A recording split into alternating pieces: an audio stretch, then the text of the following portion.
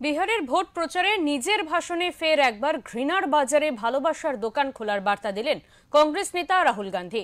মঙ্গলবার বিহারের ঔরঙ্গাবাদে নির্বাচনী জনসভায় রাহুল গান্ধী বলেন, দেশ ঘৃণার উপর ভর করে চলে না, এর ফলে দেশের ক্ষতি হয়, আর কিছুই হয় না। নরেন্দ্র মোদী, অমিত শাহ ঘৃণা ছড়িয়েছেন দেশে, কিন্তু এই দেশ ভালোবাসার দেশ। এই দেশ ঘৃণা দিয়ে কোনো দিনও চলতে পারে না।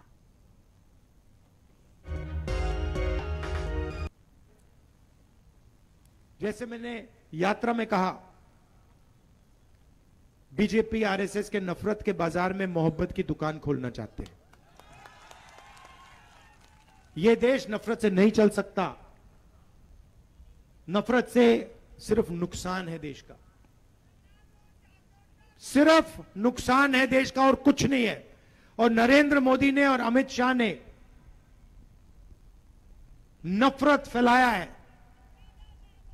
नफरत का जहर इन्होंने इस देश में हर कोने कोने में फैलाने की कोशिश की है, मगर यह देश मोहब्बत का देश है और यह देश नफरत से कभी नहीं चल सकता है। और बिहार की जनता यह सबसे अच्छी तरीके जानती है बात।